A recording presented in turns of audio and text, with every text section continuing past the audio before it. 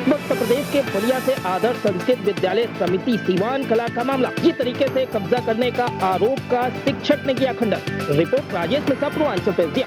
खबर बलिया से है, जहां आदर्श संस्कृत उच्चतर माध्यमिक विद्यालय सीवान कला सिकंदरपुर के साधारण सभा के सदस्य विनोद शर्मा सहित अन्य 4 लोगों पर पूर्व प्रबंधक जयप्रकाश शर्मा ने आरोप लगाया था कि फर्जी तरीके से संस्था पर कब्जा किया गया है, जिसके बाद आजमगढ़ के सिंगारी थाने में पुलिस न्यायालय के आदेश पर विनोद शर्मा सहित अन्य 4 लोगों पर एफआईआर दर्ज किया था। वहीं इस पूरे मामले पर विद्यालय के साधारण सभा के सदस्य विनोद शर्मा के द्वारा अपना पक्ष रखते हुए लगाए गए सभी आरोपों का खंडन किया गया। विनोद शर्मा ने बताया कि पूर्व प्रबंधक जयप्रकाश शर्मा ने जो भी आरोप लगाया है वह सब निराधार द्वेष भावना से आरोप लगाया जा रहा है। मुझे न्यायालय पर पूरा विश्वास है। वहीं विनोद शर्मा ने बताया कि यह पूरा मामला पूर्व में हुए चुनाव को लेकर किया जा रहा है। पूर्व में हुए चुनाव में पूर्व प्रबंधक जयप्रकाश शर्मा को मात्र 13 वोट मिले थे, जिसके चलते वो चुनाव हार गए थे, जिसके बाद तरह तरह से मुझे और मेरे परिवार को मानसिक प्रताड़ना दिया जा रहा है। शिक्षक ने बताया कि मैं रोज सुबह 40 किलोमीटर चलकर विद्यालय जाता हूँ। मैं और मेरा परिवार डर भय के साए में जीने को मजबूर है, जिसकी लिखित शिकायत में बलिया पुलिस अधीक्षक के साथ ही बलिया जिला अधिकारी महोदय से जल्द करूंगा। देखिए हमारी ये रिपोर्ट। ऐसी तमाम छोटी और बड़ी खबरों के लिए बने हमारे साथ। आप देख रहे पूर्वांचल प्रेस। मैं हूँ राजेश मिश्रा। धन्यवाद सर। एक तेज आवाज में परिचय दीजिए। मैं विनोद कुमार शर्मा, प्राथमिक विद्यालय सिसोटा नंबर 1 के प्रधानाध्यापक भी हैं। अब प्रबंध समिति सिवान कला के मैं आदर्श संस्कृत विद्यालय सिवान कला प्रबंध समिति के मैं साधारण सभा के मेंबर भी हूँ। सर, एक एफआईआर दर्ज कराया गया है जिसमें आपका भी नाम आ रहा है। शिकायतकर्ता जिनके द्वारा एफआईआर दर्ज कराया गया है, उनका ये कहना है कि संस्था को हड़पने के लिए आपने फर्जी जाली हस्ताक्षर किए। क्या सच्चाई है सर इस पूरे मामले से? जो भी बात उन्होंने कह रहा है बेबुनियाद है, उसका कोई जनाधार नहीं है। जो भी बातें कर रहे हैं झूठी कर रहे हैं, समाज को बरगला रहे हैं सर।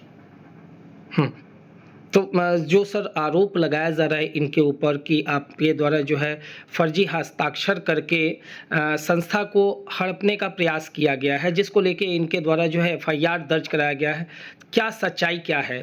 सर 2018 में चुनाव हुआ। 18 का चुनाव 2021 तक वैध था सर। चुनाव 21 के बाद चुनाव नहीं हुआ।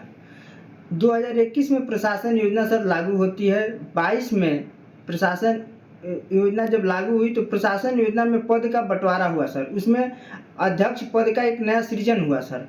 जयप्रकाश शर्मा ने अपने अध्यक्ष बना और रमेश शर्मा को प्रबंधक बनाकर सारी प्रक्रिया पूरा कर जमा किया सर। जबकि उसमें उन्होंने जो भी किया चुनाव नहीं हुआ, चुनाव नहीं कराया, जमा हो गया।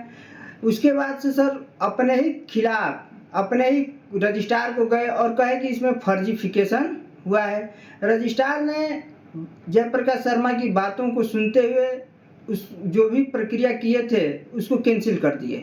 कैंसिल करने के बाद फिर रमेश शर्मा भी हाई कोर्ट गए और जयप्रकाश शर्मा भी हाई कोर्ट गए। दोनों लोग हाई कोर्ट गए। दोनों लोग हाई कोर्ट जाने के बाद सर हाई कोर्ट ने दोनों लोगों का पक्ष सुनते हुए ये कहा कि रजिस्ट्रार इसको डिसाइड कर दें 4 सप्ताह के अंदर। तो रजिस्ट्रार साहब डिसाइड करते हुए 25/2 में चुनाव हुआ नहीं था, 25/2 में चुनाव हुआ। चुनाव के लिए उन्होंने आदेश कर दिया। जो भी प्रक्रिया हुई मतलब सिस्टमेटिक ढंग से हुई सर। उसमें कोई ये नहीं था कि गलत। उन्होंने रजिस्ट्रार साहब ने नोटिस दिया, 1 महीने का टाइम दिया। 1 महीने के बाद कोई क्रिया प्रतिक्रिया नहीं हुई। उन्होंने फिर फाइनल चुनाव कराने के लिए आदेश कर दिया। उस पर चुनाव हुआ सर। चुनाव हुआ, विज्ञापन हुआ, सारा चीज़ सिस्टम से हुआ। चुनाव हुआ, जयप्रकाश शर्मा 13 वोट पाए, रमेश शर्मा 22 वोट पाए। चुनाव जयप्रकाश शर्मा ने हार गए। रमेश शर्मा का सिग्नेचर अटेस्ट हुआ। रमेश शर्मा प्रबंधक हो गए। प्रबंधक होने के बाद सर तमाम तरह से मानसिक रूप से प्रताड़ित करते रहते हैं। कभी जनसूचना डालते रहते हैं, कभी धमकियां दिलवाते रहते हैं, कभी ये भी कहते हैं कि मैं जिस पार्टी का नेता हूँ 6 इंच छोटा कर देता हूँ। ये तमाम तरह से इनकी सर। फिर इन्होंने जब चारों तरफ से नहीं हुआ तो फर्जी तरीके से इन्होंने एफआईआर भी कराया है। आगे बोलिए। इन्होंने एफआईआर कराया है। तमाम तरह से हमारे पर प्रेशर दबाव बनवा रहे हैं। इस चलते हमारे पूरे परिवार के लोग, हमारे रिश्तेदार, सारे लोग सहमे हुए हैं कि हमारे साथ कब घटना किस तरह की घटित हो जाए इसकी कोई गारंटी नहीं है। अब इसके बाद हम लोग भी मिलकर कप्तान, डीएम साहब, सारे जगह हम भी अपने इनके खिलाफ पत्रक देने वाले हैं। एक आध दो दिन के अंदर हम भी इनको शिकायत पत्र देंगे कि हमारे साथ ऐसे ऐसे व्यवहार किया जा रहा है। जबकि हम बलिया रहते हैं, बलिया से हमको 40 किलोमीटर दूर स्कूल भी जाना है और अकेले जाना है, अकेले आना है। हमारे साथ कब क्या होगा इसकी कोई गारंटी नहीं है। अगर कोई भी घटना हो रही है तो इसके सारे जिम्मेदार जयप्रकाश शर्मा ही होंगे। तो सर इसके पीछे मंशा क्या है, वो इस तरीके का क्यों काम कर रहे हैं? सर चुनाव हार गए, चुनाव हारने के बाद जो द्वेषतापूर्ण वो कर रहे हैं, व्यवहार कर रहे हैं हमारे साथ, जबकि कुछ है नहीं उसमें।